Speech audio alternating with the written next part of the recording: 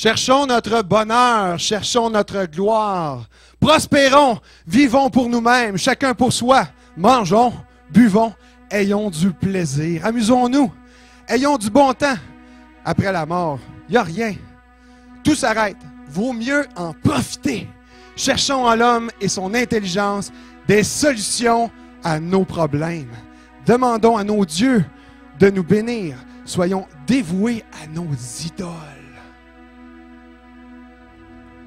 Mais que nous arrive-t-il? Le peuple s'enfle d'orgueil, de gloire. Il ne cherche la face d'aucun Dieu. Notre peuple ne voit plus qu'il se dirige vers de mauvaises voies, qu'il fait des choix peu honorables. Son pays est même malade.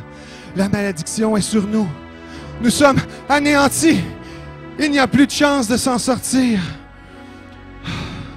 L'épée va nous transpercer. La colère des dieux est sur nous. Nos enfants sont malades. Nos dieux n'ont plus rien à faire pour nous. Nos Astartés, nos idoles, nos astrologues n'ont été d'aucune aide. Avons-nous perdu le bon sens? La colère des dieux est-elle sur nous? Elle éclate, cette colère, la colère du Dieu puissant. Pourquoi l'Éternel nous veut-il autant de mal? Il n'y a plus de vigueur dans mes os. La misère est maintenant sur nous. Pourquoi? Qu'avons-nous fait? Les plus forts succombent, tombent malades sous l'épée, meurent dans leur vigueur. Nous habitons dans les ténèbres. Nos parents sont méprisés. La sagesse de nos vieillards ignorée. La bonne ancienne déplacée. L'amertume nous gagne. Le découragement. La détresse. Nos yeux, que se passe-t-il? Nous ne sommes plus certains des conseils à donner aux enfants, aux jeunes gens, qui servir, qui prier pour s'en sortir. Quel prophète peut nous aider? Quel précepte adopter? Nous avons trop de chagrin, trop de maux. Nous sommes irrités et nous haïssons nos frères. Nos familles sont divisées. Nous sommes dans les ténèbres. Nous ne savons où nous allons. Fontaine sans eau, desséchée.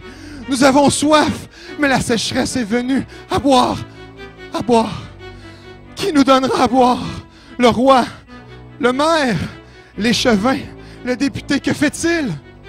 Nos conducteurs prennent-ils soin de nous? Demandent-ils l'aide de nos dieux? Nous sommes devenus pauvres. Nos produits ne se vendent plus autant. La lèpre est revenue au pays. Personne n'invoque le Dieu du ciel. Je suis devenu égoïste. La soif du matériel fait mon bonheur. J'en veux toujours plus. J'adore aller chez les marchands, dans ces magasins, manger les meilleurs mets, boire les meilleurs vins, m'habiller des plus beaux habits. Pendant ce temps, mes enfants souffrent. Ils ont faim de justice. Ils ont faim.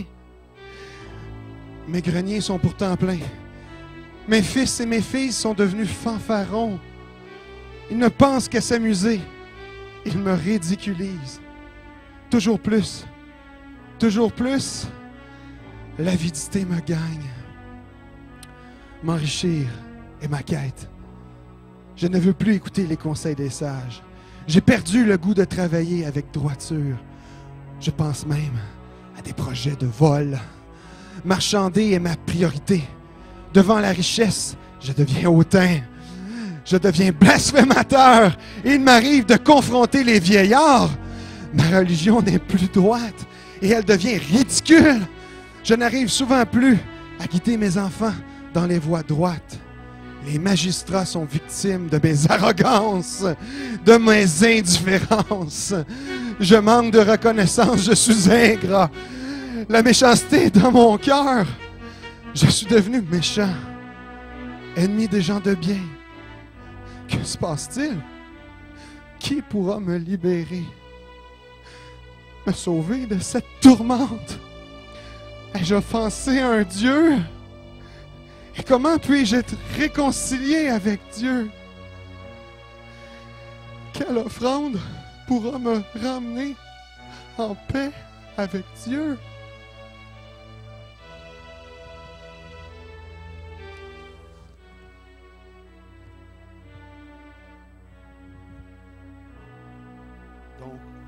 devait signifier ce qu'amenait le péché dans le monde. La dramatisation que vous venez d'entendre, vous pouvez facilement vous imaginer que Adam, avant la chute, tout ce que vous venez d'entendre là, il n'y avait aucune idée que seulement une de ces pensées-là pouvait venir à l'esprit de l'homme.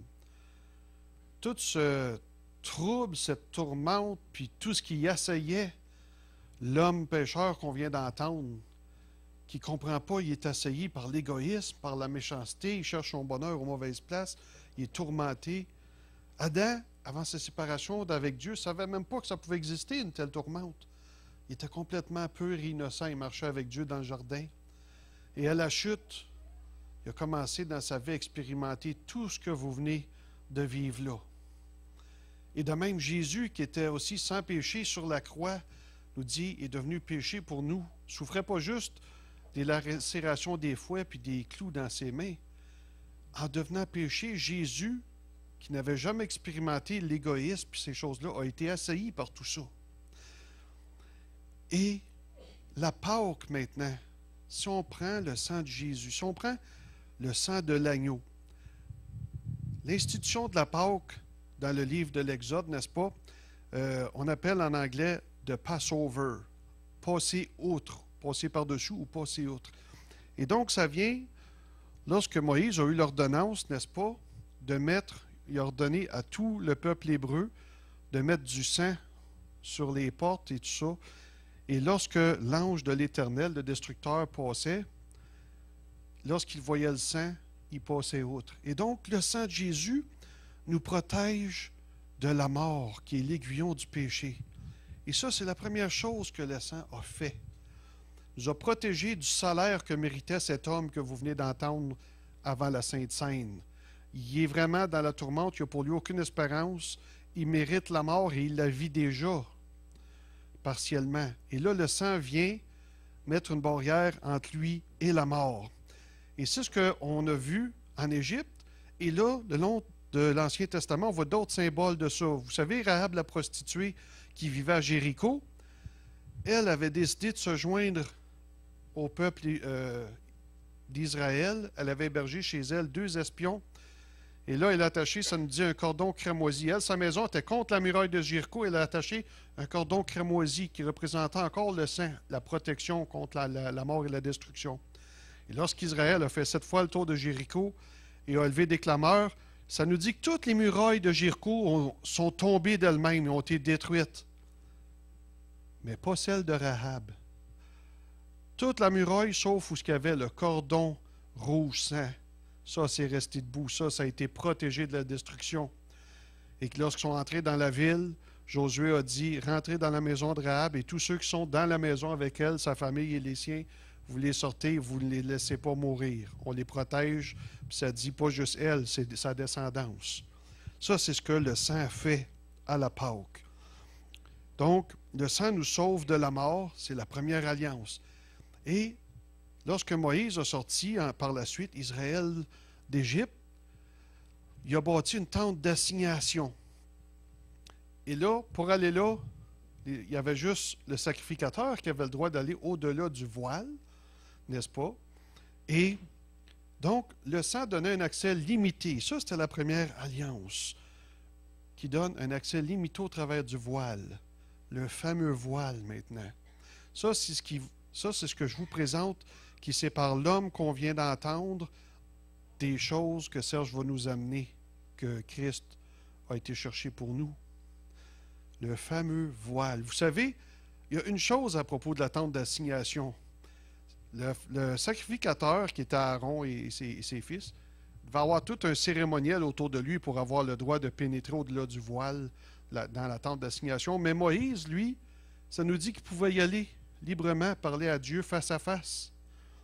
Et lui, parfois, lorsqu'il ressortait, la gloire de Dieu était tellement fort à rayonner sur son visage qu'il devait encore mettre un voile parce que les autres n'étaient pas capables d'endurer la gloire de son visage. Il devait mettre un voile. On ne pouvait pas se permettre de voir la gloire de Dieu avant que Jésus vienne. Toujours à cause du voile. Et là, si Ghislain, tu veux nous mettre 2 versets dans Hébreux. Ça nous dit dans Hébreux 9, en parlant encore de au-delà du voile, le souverain sacrificateur seul entre une fois par an, non sans importer du sang qu'il offre pour lui-même et pour les péchés du peuple. Le Saint-Esprit montrait par là que le chemin du lieu très saint n'était pas encore ouvert tant que le premier tabernacle subsistait. Autrement dit, l'homme tourmenté qu'on vient de voir, là, son péché non seulement lui amène la mort, mais lui refuse l'accès au trône de Dieu. L'accès est refusé jusqu'à la Pâque et jusqu'à la mort, le sacrifice de Jésus-Christ, l'agneau de Dieu. L'accès au ciel est refusé. Ce n'est que partiellement que certains prophètes pouvaient prier, avoir certains songes et ainsi de suite, mais toujours en accès limité. Donc, on n'a pas le droit d'y aller librement. Et lorsque Jésus est mort, vous vous rappelez, le voile, à la mort de Jésus sur la croix, le voile qui couvrait le temple, parce qu'il y avait un voile, le même voile dans le temple de Jérusalem, a été déchiré par le haut. Par le haut parce que on me dit, j'avais appris ça de Gilles Pomainville, que ce voile-là était fait d'une façon qu'il n'y avait pas d'homme qui aurait pu être assez fort pour dire « prends ton bord » puis déchirer ça par le bas. Mais Dieu l'a déchiré lui-même par le haut, révélant l'accès au Dieu très saint. On peut facilement s'imaginer que les sacrificateurs qui étaient là, ceux-mêmes qui venaient de livrer l'agneau de Dieu à la croix, lorsque le voile s'est déchiré par le haut alors que la terre tremblait des douleurs de l'enfantement, ils ont dû dire aux Juifs qui étaient présents devant le temple, « Regardez pas ça, regardez pas ça. » Puis il va essayer de reprendre le voile puis de le raccrocher en 2 bouts, puis détourne-vous. Vous ne devez pas voir ce qu'il y a derrière le voile. Et eux, ils ont tout rebâti ça, parce que l'histoire nous dit que les années après, Jérusalem, il y avait encore un temple. Donc, ils ont remis un autre voile. Eux, les religieux de l'époque, ils ont revoilé le chemin. C'est ce qu'ils voulaient faire. Donc, mais nous, ça nous dit dans 2 Corinthiens, en parlant d'Israël, mais ils sont devenus durs d'entendement. Car jusqu'à ce jour, le même voile demeure quand ils font la lecture de l'Ancien Testament. Il ne se lève pas parce que c'est en Christ qu'il disparaît. Ensuite, si notre évangile est encore voilé, il est voilé pour ceux qui périssent. Mais lorsque les cœurs se convertissent au Seigneur, le voile est ôté. Donc, ça, c'est l'œuvre que Jésus y a fait. Hébreux 9, 19, ça nous dit que nous avons, au moyen de Jésus, maintenant, un libre accès au sanctuaire, un libre accès au trône de grâce par Jésus. Avant Jésus, notre homme que Patrice nous a imagé, il est dans le désespoir parce qu'il ne sait pas qu'une solution existe. Il n'y a aucun moyen. Mais Jésus, lui, a créé un chemin au travers. On peut maintenant, ça dit, passer au travers le voile, à travers sa chair qui est brisée pour nous. Vous savez, dans le temps de Jésus, lorsqu'on prenait le pain et le vin, Jésus, il rompait le pain. Et vous lisez dans les Actes que les disciples persévéraient dans la prière et continuaient de rompre le pain parce qu'il fallait signifier que Jésus avait été déchiré pour nous. Comme le pain, on le déchirait pour le manger, parce que son corps a été déchiré pour nous. Et c'est ce que Jésus a fait. C'est pour ça que maintenant, lorsque vous amenez l'œuvre que Jésus a fait, qu'est-ce que vous faites? Vous témoignez Christ. Vous leur présentez, vous leur parlez de ce qu'il y a au-delà du voile. Et les gens, les inconvertis, eux, ils ont encore ce voile. Vous dites, sais-tu qu'il y a quelque chose pour toi là-haut? Il y a quelque chose. Mais, comme pour les Juifs, pour ceux qui périssent, ils ont encore un voile qui les cache. Mais tu leur dis, il y a quelque chose pour toi et tu peux lui accéder au travers le chemin de sa chair, Jésus-Christ. Et lorsqu'ils se convertissent, le voile est déchiré de devant leurs yeux et ils voient. Comme Paul, lorsque les écailles ont tombé de ses yeux. Jésus a été lui parler avant qu'il se convertisse, il est venu avec des écailles sur les yeux. Mais lorsqu'on lui a amené l'Évangile, par la suite, il a cru, les écailles sont tombées et il s'est remis à voir. Et maintenant, il dit qui a visité le troisième ciel. Il a entendu des paroles ineffables qui n'est pas permis à un homme de prononcer. Il a vraiment été au ciel. Et maintenant, nous avons accès au trône de Dieu et nous avons accès pour prêcher cette œuvre. Et c'est ce qu'on fait quand on présente l'Évangile aux gens. Ils sont encore voilés, mais on leur parle de ce qu'il y a au-delà du voile. Et s'ils le veulent, ils peuvent donner leur cœur à Jésus. Le Saint-Esprit vient, le voile est enlevé et ils voient. Mais maintenant, ça leur appartient autant qu'à nous. Quand on ne témoigne pas de nos œuvres, on témoigne des œuvres de Christ. Et Jésus dit, voici l'œuvre. On prend ce voile, j'avais ça tantôt, on leur met, il y a quelque chose derrière le voile. Ils croient et Jésus partage son sacrifice avec eux comme il a fait avec nous. Ils ont accès à lui. Et Jésus dit, voici l'œuvre. Il dit, et c'est moi qui fais l'œuvre. C'est moi qui suis l'œuvre. Jésus fait l'œuvre et il est l'œuvre que nous présentons. Et donc, quand vous faites l'œuvre de Christ, vous faites seulement présenter Christ. Vous l'offrez aux gens. Cette Pâque, qui est notre Pâque, elle est pour tous les hommes. Et donc, c'est essentiel qu'on continue de parler de ce qu'il y a derrière le voile, afin qu'ils désirent passer par le voile, comme on a fait, y accéder au travers la Pâque, notre Pâque, qui est Jésus-Christ. Plus qu'un petit lapin au chocolat, plus que des œufs. Hein? Hier, j'ai fait sur Pâques, j'ai été voir Google Images. J'ai rien trouvé de Jésus, juste des lapins et des œufs. Pas une image de Jésus. J'en suis pas revenu. Alors maintenant, je vous présente, après vous avoir présenté l'homme perdu, l'homme voilé, et avoir parlé que Pâques, c'est la fin du voile, je pense que Serge va pouvoir nous présenter qu'est-ce que Jésus a pour nous, l'autre côté du voile. L'espérance que notre premier homme n'a pas, le nouvel homme l'a. Amen. Merci.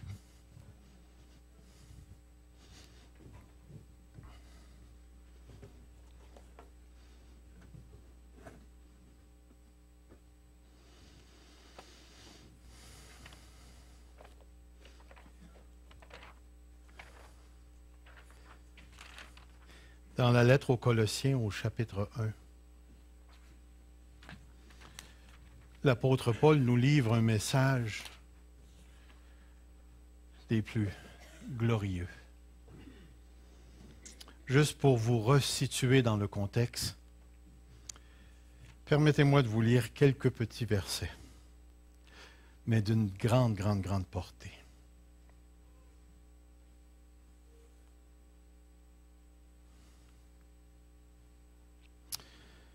Au verset 12, il est écrit « Rendez grâce au Père qui vous a rendu capable d'avoir part à l'héritage des saints dans la lumière. Il nous a délivrés du pouvoir des ténèbres, ce que Patrice nous a présenté. Il nous a transportés dans le royaume de son Fils bien-aimé, ce que Stéphane nous a présenté. Le voile déchiré, en qui nous avons la rédemption et le pardon des péchés. » Ensuite, Paul nous décrit quelque chose d'extraordinaire. Il nous décrit la personne de Jésus, car il est l'image du Dieu invisible, le premier-né de toute la création. Il faut bien comprendre ici que lorsque l'apôtre Paul parle de premier-né, il n'est certainement pas en train de parler de... parce qu'il va parler du premier-né de la création, du premier-né d'entre les morts. Il n'est pas en train de nous parler que Jésus est le premier ressuscité, parce qu'il y en a qui sont ressuscités d'entre les morts avant Jésus. Il y a eu des résurrections avant Jésus. Lazare est ressuscité avant Jésus. Mais le mot « premier » fait référence au droit d'aînesse dans l'Ancien Testament. Le premier fils héritait d'une double portion de l'héritage dans l'Ancien Testament et devenait le chef de la famille. Et c'était une position de dignité. Et Jésus nous est présenté comme étant le Dieu invisible, le premier-né de toute la création, car en lui tout a été créé dans les cieux et sur la terre, ce qui est visible et ce qui est invisible, trône, souveraineté, principauté, pouvoir, tout a été créé par lui et pour lui. Il est avant toute chose et toute chose subsiste en lui. Il est la tête du corps de l'Église. Il est le commencement, le premier-né d'entre les morts, afin d'être en tout le premier. Ensuite, voici ce que Dieu dit à travers l'apôtre. Car il a plu à Dieu de faire habiter en lui toute plénitude. Il n'y a aucun prophète de l'Ancien Testament qui peut prononcer cette parole. Il n'y a aucun dirigeant spirituel qui peut dire qu'en lui habite toute la plénitude de la divinité. Aucune créature visible ou invisible peut dire une telle chose. Seul le Fils de Dieu possède la plénitude de la divinité. Et de tout réconcilier avec lui, aussi bien ce qui est sur la terre que ce qui est dans les cieux, en faisant la paix par lui, par le sang de sa croix. Saviez-vous qu'il existait une guerre entre les hommes et Dieu? Le mot réconcilier fait directement référence à cette condition de guerre qui existe entre deux parties. Et la paix dont il parle ici, c'est l'état qui découle une fois que la guerre cesse. Nous n'avons jamais connu ici au Québec ces notions de guerre. On n'a jamais été touchés par toutes les suites et tous les tueries qu'implique une guerre, tous les massacres et toute la destruction. Mais lorsque Patrice nous présentait l'homme déchu, où tout en lui et à l'extérieur de lui se révolte et se rebelle contre Dieu, cet état de guerre est représenté par un mot tout à fait particulier, un mot qui est relatif au péché, où l'homme se présente devant Dieu avec le poing levé vers le ciel, puis en disant « Toi là ». Et partout dans l'Écriture, on retrouve cette trace de l'être humain en révolte contre Dieu. Et c'est pourquoi dans la lettre aux Éphésiens, nous, êtres humains, nous sommes appelés les fils de la rébellion. Mais gloire à Dieu, Dieu par la croix de Jésus-Christ a fait la paix. Il nous a réconciliés à lui en envoyant son Fils mourir sur la croix. Et il nous est dit, vous qui autrefois étiez étrangers et ennemis par vos pensées et par vos œuvres méchantes, il vous a maintenant réconciliés par la mort dans le corps de sa chair, pour vous faire paraître devant lui saint, sans défaut, sans reproche. Si vraiment vous demeurez dans la foi fondée et établie, pour ne pas être emporté loin de l'espérance que l'Évangile que vous avez entendu et qui a été prêché à toute créature sous le ciel et dont moi, Paul, je suis devenu le serviteur. Jésus-Christ est mort sur la croix. Il est mort pour des pécheurs, il est mort pour des ennemis. Il est venu, par la symbolique du voile déchiré, ouvrir un accès qui nous appartient maintenant, qui est à nous. Chacun d'entre nous ce matin, nous avons accès à Dieu si nous avons reçu Jésus-Christ comme notre sauveur personnel. Et savez-vous, le fait que Christ est passé à travers du voile qui nous empêchait d'accéder à Dieu, et le fait que Christ a été élevé au-dessus de toute chose, et comme nous dit la lettre aux Éphésiens, le fait qu'en Christ, tout ce qui est dans le ciel et tout ce qui est sur la terre a été rassemblé en lui, et le fait que Dieu a fait la paix avec toute la création a engendré une chose qui nous caractérise aujourd'hui et que nous ne devons jamais, jamais abandonner. Et c'est l'espérance, qui est nulle autre chose que la promesse qui nous a été faite par Dieu le Père en Jésus-Christ. Savez-vous, il n'y a aucun être humain ici-bas sur la terre qui est capable de nous donner le goût de vivre. Il s'agit de les fréquenter un tout petit peu, ces humains, comme diraient les Gaulois, pour se rendre vite compte qu'à l'intérieur de chacun d'entre nous se cache encore une bête noire et qu'on est encore capable de grands mots, M-A-U-X. Il n'y a aucun gouvernement qui peut nous apporter la paix. Et je trouve ça tellement, mais tellement intéressant de voir les politiciens se promener avec des petits bébés d'un bras, puis toutes sortes de choses comme ça, nous disant que le gouvernement va à les écouter parler, va nous guérir de tous les maux. Lorsque j'étais jeune chrétien à l'église baptiste de la foi de Drummondville, il y avait des frères qui avaient monté un diaporama qui disait « Le gouvernement va nous sauver ». Et mon ami, il n'y a pas grand salut chez les hommes. Et quand je m'arrête pour y réfléchir, j'ai beau essayer de me tourner partout sur la terre. Il n'y a personne qui est capable d'offrir ce que Jésus-Christ m'offre aujourd'hui. Est-ce qu'il y a quelqu'un qui peut se lever dans toute la création puis dire « Je te promets qu'au-delà de la mort, tu vas vivre et je vais te faire vivre ». Je n'ai jamais entendu un autre dire, peut-être Mahomet, qui garantit aux hommes 70 vierges si vous allez au ciel. Mon ami, on est marié à une, puis regardez tout ce qu'on vit. Puis ça en voudrait 70 au ciel. Je vous aime beaucoup, mesdames. Autrement dit, s'il fallait que le ciel se mesure à la mesure du sexe, laissez-moi vous dire que c'est pauvre, c'est très pauvre. Mais lorsque je pensez à l'espérance que Jésus vous offre ce matin. La première chose que Jésus vous offre, c'est un corps libre de toute corruption, de toute mortalité. Il vous offre la résurrection d'un corps glorifié comme celui du Christ, qui ne passera plus jamais, jamais entre les mains de quelque pauvreté que ce soit. Vous n'aurez plus jamais de déficience de vitamine C, vous n'aurez plus jamais de cancer, vous n'aurez plus jamais de problème de poumon, il n'y aura plus aucun diabète, il n'y aura plus aucune sclérose, il n'y aura plus de problème de vieillissement.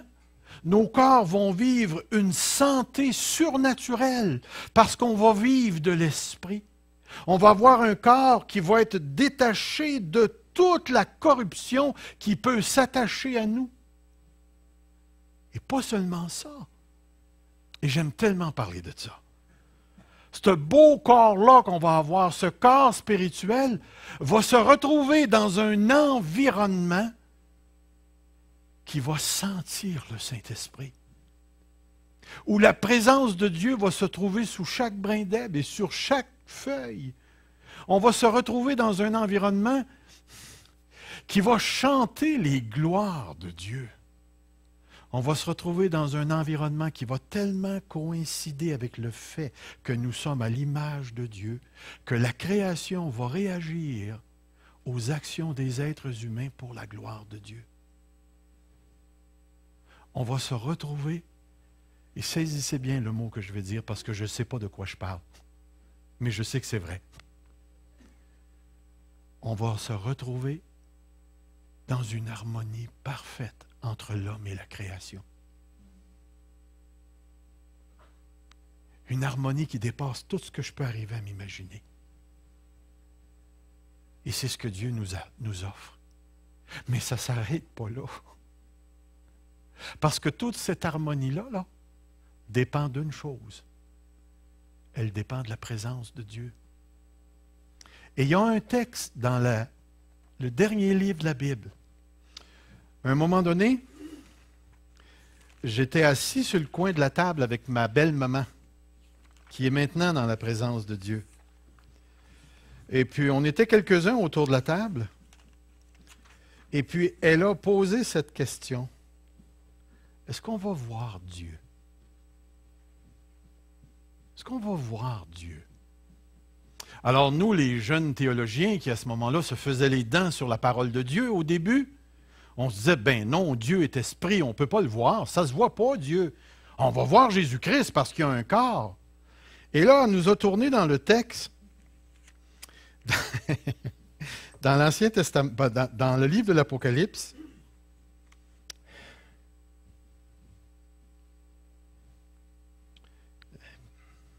Permettez-moi de juste trouver le texte.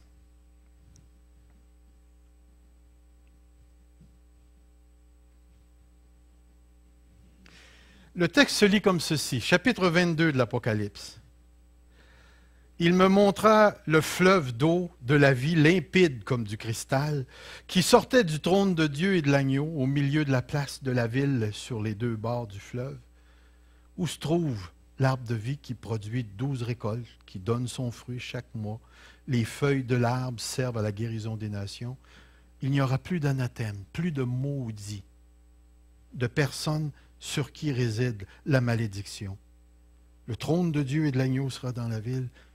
Ses serviteurs le serviront et verront sa face. Quelle face on va voir, je ne le sais pas. Est-ce que c'est celle du Christ? Eh bien, j'en jaserai avec ma belle-mère quand je serai là.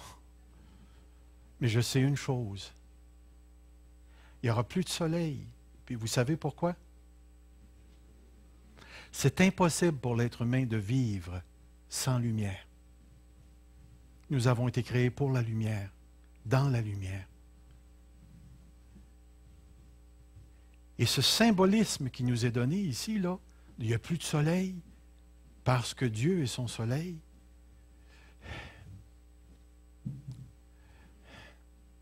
Essayez présentement, là, de vous faire un petit coin où la lumière n'est pas. Alors, peut-être que vous allez me dire, dans le fond de ma poche, il n'y a pas de lumière, ainsi de suite, là. Peut-être. Mais vous essayerez d'avoir une poche sans lumière au ciel. Ça symbolise la présence de Dieu. La présence de Dieu va être partout et on va voir sa face. Frères et sœurs, c'est le summum. C'est le summum de tout ce qu'une créature peut expérimenter ce matin. Réalisez-vous que par la mort et la résurrection de Jésus-Christ, chacun d'entre nous avons accès à Dieu dans nos prières présentement et les effets de la croix sont sur nous parce que Christ habite en nous et on vit déjà dans ce pardon et dans la vie éternelle que Dieu nous a donnée. Mais en même temps, il s'est ouvert devant moi le jour où j'ai été sauvé, un espoir qui a pris le contrôle de toute ma vie. Maintenant, ce n'est plus ma pension qui est importante. Ce n'est plus mon travail qui est important. C'est des choses que j'ai besoin pour vivre sur la terre. Mais au-dessus de tout ça, il existe la présence d'un Dieu qui m'a promis que je le verrai. Et je ne sais pas ce que ça vous fait, mais pour moi, je vis pour ça. Je vis que pour ça. Parce que c'est la seule chose qui apporte une paix permanente ici-bas sur cette terre. Et c'est la seule chose qui motive et qui m'amène à persévérer jusqu'au bout. Avez-vous cette espérance dans votre cœur ce matin? Croyez-vous ce matin que Jésus-Christ est mort pour vos péchés? Qu'il est ressuscité, comme Stéphane nous a montré, qui a déchiré le voile de la mort et qui a ouvert cet accès. Si tu te présentais devant Dieu aujourd'hui, aurais-tu la liberté d'entrer dans sa présence? Ou serais-tu, selon ce que Patrice nous a décrit, cette personne dans le tourment qui n'a pas vu la présence du ciel? Et si tu es un de ces privilégiés à qui Dieu a donné la vie éternelle, frère, sœur, ne te laisse pas, je prie au nom du Seigneur Jésus, ne te laisse pas entraîner par les soucis du monde. Ne te laisse pas entraîner par les problèmes de ta vie, les déficiences physiques que tu as. Laisse-toi pas entraîner parce que tu aurais un monde autour de toi qui est en train de s'écrouler, ton mariage s'écroule, ou ta relation s'écroule, ou tes enfants s'écroulent. Laisse pas tout ça. Pleure, parce que ça fait mal. C'est la réalité dans laquelle on vit. Mais laisse pas ces choses-là t'abattre. Lève les yeux juste un petit peu plus haut et regarde, parce qu'il existe autre chose que ce que tu vis présentement. Et l'apôtre Paul nous dit dans 2 Corinthiens chapitre 4 que les souffrances du temps présent produisent pour nous, au-delà de toute mesure, un poids éternel de gloire. L'apôtre Paul nous dit dans 2 Corinthiens 5, « Si notre homme extérieur se détruit, nous avons un édifice spirituel qui nous attend dans le royaume de Dieu. » L'apôtre Paul nous dit également, « La mort m'est un gain.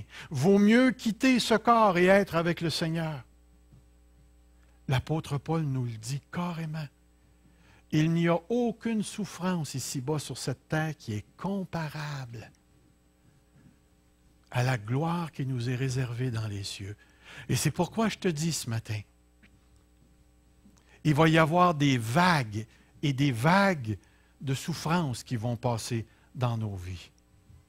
On va être touché de 1001 façons et de manières dont on ne s'attend pas. Satan est rusé, il a des stratégies pour chacun d'entre nous. Puis comme si ce n'était pas assez, il y a déjà encore assez de corruption ici-bas sur cette terre où Satan n'a même pas besoin d'être impliqué, qui va finir par nous toucher et nous faire souffrir d'une manière ou d'une autre. Après tout, hein, on paye toutes des taxes. L'idée, c'est laisse-toi pas abattre. La folie que tu vois chez ton frère ou ta sœur, tu l'as chez toi aussi. Laisse-toi pas abattre, laisse-toi pas décourager. Si Christ est mort d'entre les morts, ressuscité d'entre les morts, Christ te dit aujourd'hui que tu es devenu un avec lui. Et que par sa mort, tu es mort. Et que par sa résurrection, tu es ressuscité et tu es déjà assis avec lui dans les cieux. C'est juste une question de temps pour que cette réalité-là devienne réalité pour toi. Alors, ce qu'on a entendu ce matin, frères et sœurs, c'est tout le trajet de l'Évangile. Tout le trajet de l'Évangile. Tout le trajet de l'Évangile. Et c'est pourquoi je prie ce matin pour notre assemblée. Ne perdons jamais ce cœur, ce battement de cœur, pour les choses que nous avons entendues ce matin. L'homme pécheur perdu peut trouver à travers le voile déchiré en la personne du Christ une espérance qui est une réalité pour lui. Chacun d'entre nous ce matin qui connaissons Jésus-Christ comme notre sauveur personnel, savez de quoi je parle. Croyez-le de tout votre cœur. Enracinez-le. Il y a tout un monde à l'extérieur qui vous demande de renier Jésus-Christ à tous les jours. Soyez fermes jusqu'à la fin. Jésus revient. Courbons-nous devant Dieu. Père éternel, je veux te remercier ce matin parce que nous avons entendu l'Évangile.